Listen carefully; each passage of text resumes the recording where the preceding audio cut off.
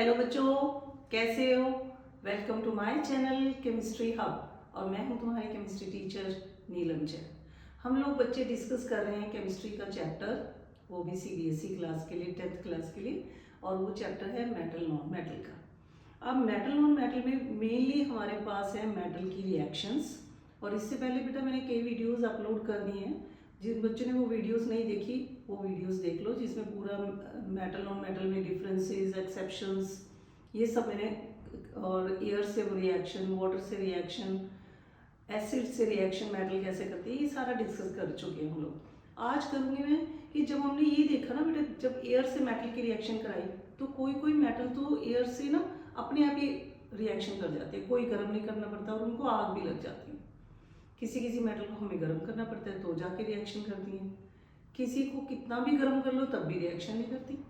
इसी तरह वाटर के अंदर भी देखो, कोई मेटल तो ठंडे पानी से रिएक्शन कर लेती है, कोई गर्म पानी से रिएक्शन करती है, कोई स्टीम से रिएक्शन करती है, और कुछ कुछ मेटल ऐसी हैं जो रिएक्शन ही नहीं करती पानी से। तो इसका मतलब सब मेटल सेम तो नहीं है ना, कोई मेटल तो बहुत ही ज़्यादा रिएक्टिव है और कोई मेटल कम रिएक्टिव है। तो अब ये कैसे याद करें सारे कि कौन कौन सी मेटल रिएक्टिव हैं, कौन सी नहीं रिएक्टिव हैं, क्या ऑर्डर है इसका। तो उसके लिए एक सीरीज बना ली बेटा, उस सीरीज को बोल देते हैं रिएक्टिविटी सीरीज ऑफ मेटल। ठीक है, पहले तो इसकी डेफिनेशन करते हैं। The series of metal in which various metals are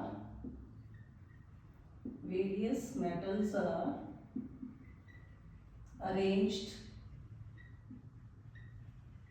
in decreasing order of their reactivity। इसका मतलब क्या है कि हमने बहुत सारी मेटल्स को लिया और उनको सबसे टॉप पे रख दिया जो बहुत ज़्यादा रिएक्टिव मेटल थी, फिर उससे कम रिएक्टिव मेटल, फिर और कम रिएक्टिव और कम रिएक्टिव, इस तरह डिक्रीजिंग ऑर्डर हमने उनकी रिएक्टिविटी का लिया। तो टॉप पे जो भी मेटल होगी, टॉप पे जो मेटल हमने रखी है वो कौन सी होगी बेटा? मोस्ट रिएक्टिव, सबसे ज़्यादा reactive metal, most reactive metal. और जो बॉटम पे रख दी हमने वो लीस्ट रिएक्टिव होगी। ठीक है ना, एक तो ये चीज तुम्हें पता होनी चाहिए, लीस्ट रिएक्टिव मेटल बॉटम के ऊपर रख दी हमने। अब ये पूरी सीरीज में है क्या कुछ बेटा, सीरीज को देखो मैं लिख रही हूँ यहाँ पे। पहले आएगा potassium, sodium, barium, Punjab, Sindh, bank के कैल्शियम, मैनेजर मैग्नीशियम ने कहा ए का मतलब एल्यूमिनियम, जिंटल की गोली खाई। अब देखो मैंने स्पेलिंग ऐसे बनाया है, जेड से बना दिया जिंक, आई से बना दिया आयरन Fe, एन से निकल, टी से टिन Sn, एल से लेड, अभी तो सिंबल डाल रहे हैं यहाँ पे, Pb। तो वो कहता है कि ये तो मैं खानी भूल गया, जिससे पूछ रहे हैं तो जो ये बोल रहे हैं ना, हाँ भी मैं खानी भूल गया, वो पहले बोलता है हाँ ये तो मैं खानी भूल गया। अब वो कौन है बंदा? चीफ मिनिस्टर है, कॉपर, मिनिस्टर से मरकरी, शेड्यूल कास्ट है तो यहाँ पे आएगा सिल्वर, और ग्रेजुएट पास है प्लैटिनम। ये सारी की सारी सीरीज होगी। अब इसको दोबारा से मैं देखो बोल रही हूँ, और के का सिंबल है तो नाम क्या होगा इसका? Potassium, sodium Na, barium, calcium Ca, manager से बना दिया मैग्नीशियम, देन एल्यूमिनियम, एल्यूमिनियम तक तो ये है कि पंजाब सिंध बैंक के मैनेजर ने किसी को कहा आवाज मार के, ए करके बुला रहे हैं उसको, ए का मतलब एल्यूमिनियम। क्या पूछा उससे कि तूने एक कोई अलग अलग मेडिसिन के नाम होते हैं तो अपन ने यहाँ पे गोली का नाम बना दिया जिंटल, जिसमें कौन कौन आ गए, यहाँ तक के सारे सिंबल आ गए। Zn zinc, Fe iron, Na से निकल, Sn टिन, Pb लेड। अब ये सारी जब बात हो रही थी तो वो बंदा कहता हाँ ये तो मैं खानी भूल गया। अब ये कौन रखा हमने यहाँ पे, हाइड्रोजन। ये मेटल नहीं, ये नॉन मेटल है बेटा, इस पे भी एक क्वेश्चन बनता है। This is hydrogen. अब जो ये बोल रहे हैं ना वो कौन है, कॉपर किसको बनाया है, वो चीफ मिनिस्टर है,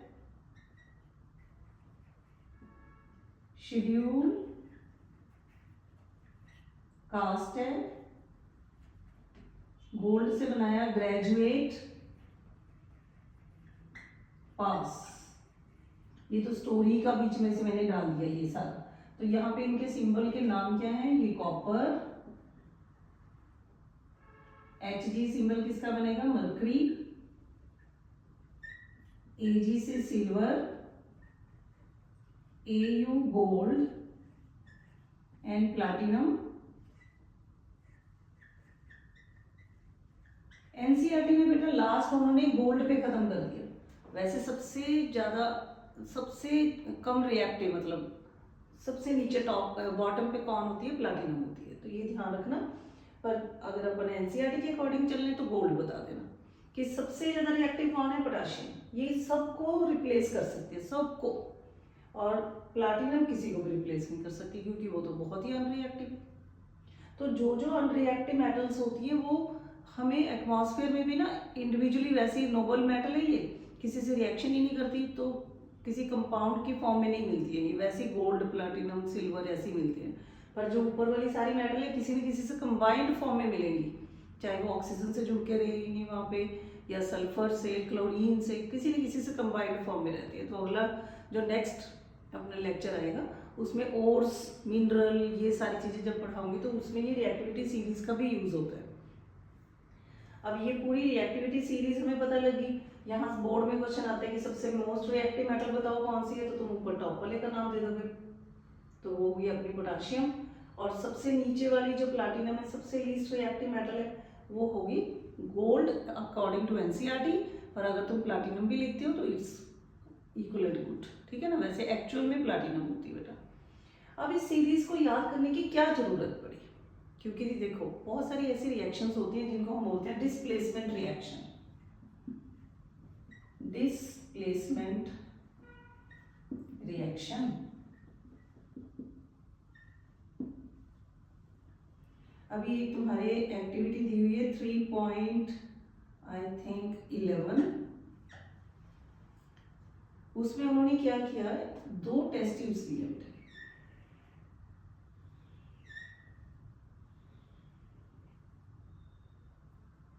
इसके अंदर उन्होंने ले लिया कॉपर सल्फेट का सॉल्यूशन, यहाँ पे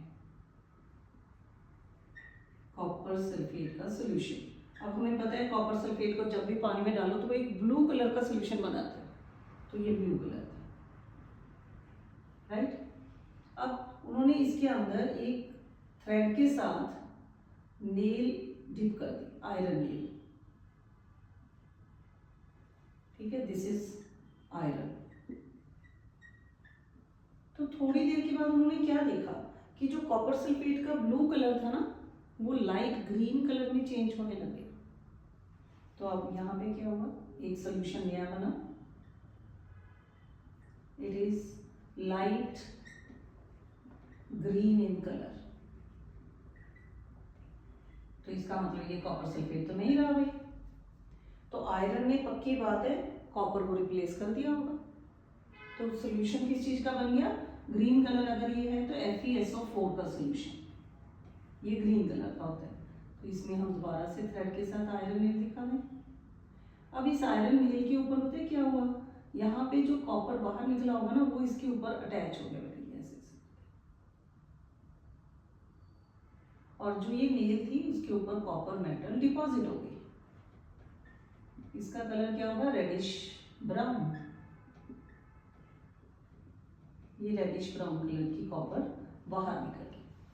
तो यहाँ से तुम्हें क्या समझ आ रहा है, कौन ज़्यादा रिएक्टिव था? Iron is more reactive than copper. अब इस रिएक्टिविटी सीरीज में चेक कर लो, अगर कॉपर से आयरन मेटल ऊपर है तो पक्का वो उसको रिप्लेस कर सकती है। तो आयरन ने इस कॉपर को धक्का मार के बाहर निकाल दिया कि चल तू बाहर चल, सल्फेट से मैंने फ्रेंडशिप करनी है। तो इस तरह की रिएक्शन जिसमें more reactive metal displaces the less reactive metal from its salt solution, we call it as displacement reaction. और इसके लिए तुम्हें रिएक्टिविटी सीरीज सारी याद होनी चाहिए, एग्जाम में कोई भी डाल सकते हैं वो, ठीक है। दूसरी और एक आध एग्जाम्पल अपन इसमें करके देखते हैं। ये तो तुम्हारी एक्टिविटी थी ना बेटा,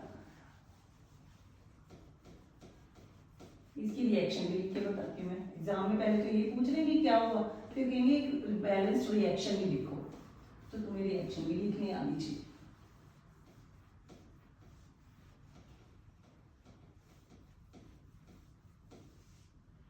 अब यहाँ पे रिएक्शन क्या हुआ, कॉपर सल्फेट का हमने सॉल्यूशन लिया था AQ, कलर क्या था इसका ब्लू। जैसे ही हमने इसमें आयरन सॉलिड डाली तब आयरन ने कॉपर को रिप्लेस कर दिया।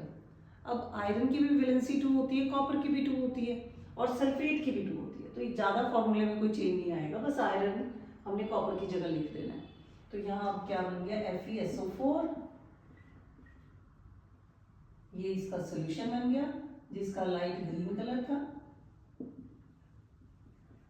प्लस कॉपर यहाँ से बाहर निकल आया सॉलिड फॉर्म में और ये रेडिश ब्राउन था। तो ये भी पूछ लेते हैं कि अब आयरन ने रेडिश ब्राउन से कलर की क्यों होगी, क्योंकि उसके ऊपर कॉपर डिपॉजिट हो गया और सॉल्यूशन का क्या कलर हो गया बेटा, लाइट ग्रीन।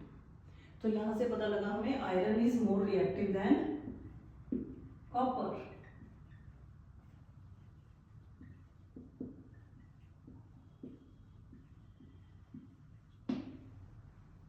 क्लियर है ये? फिर एक छोटा सा क्वेश्चन और बनता है, देखो यहाँ पे कि यहाँ ये तो सीरीज तुम अपन बोल रहे हैं कि ये मेटल की सीरीज है पूरी की पूरी, हमने सारी मेटल लिखी है, फिर बीच में हाइड्रोजन एक नॉन मेटल क्यों लिख दिया? हाइड्रोजन को नहीं लिखना चाहिए था ना ऐसे बीच में, ये तो एक नॉन मेटल है हाइड्रोजन, हमने इस सीरीज में इसको क्यों लिखा? क्योंकि हाइड्रोजन के पास एक इलेक्ट्रॉन होता है, 1 इलेक्ट्रॉन, ये एक इलेक्ट्रॉन लूज भी कर सकते हैं, ये एक इलेक्ट्रॉन गेन भी कर सकते हैं। अगर ये इलेक्ट्रॉन गेन करते हैं तो ये नॉन मेटल की तरह एक्ट करता है, और अगर ये इलेक्ट्रॉन लूज कर दे तो ये मेटल की तरह एक्ट करता है। मेटल हमेशा इलेक्ट्रॉन लूज करते हैं। तो आंसर तुमने क्या देना है कि हाइड्रोजन को क्यों रखा गया? पहली बात तो इसके आउटर शेल में 1 इलेक्ट्रॉन है और मेटल्स के भी 1 होता है। चलो मेटल में 2 भी होते हैं, 3 भी होते हैं, पर 1 वाली मेटल्स तो ज़्यादा ही रिएक्टिव होती हैं। दूसरा, ये मेटल की तरह अपना इलेक्ट्रॉन लूज कर सकता है, इस कारण से हाइड्रोजन को रिएक्टिविटी सीरीज में रखा गया। अदरवाइज हाइड्रोजन कोई मेटल नहीं है बेटा, it is a non metal. तो ये पूरी सीरीज तुमने याद करनी है, रिएक्टिविटी सीरीज, और इससे एक एक्टिविटी है तुम्हारे सिलेबस में कि हमने कॉपर सल्फेट के अंदर जब आयरन नेल डिप की तो उसका कलर क्यों चेंज हो गया और क्या कलर में चेंज आया। तो तुमने वो सारा रीज़न भी बताना है कि कलर ब्लू से लाइट ग्रीन हो गया था और क्यों हुआ, क्योंकि iron is more reactive than copper. ठीक है, इसको अच्छे से पढ़ना बेटा। अगर कोई डाउट आए तो मुझे कमेंट बॉक्स में लिखना। वीडियो अच्छी लगे तो इसको लाइक करो, शेयर करो, सब्सक्राइब करो। Thank you.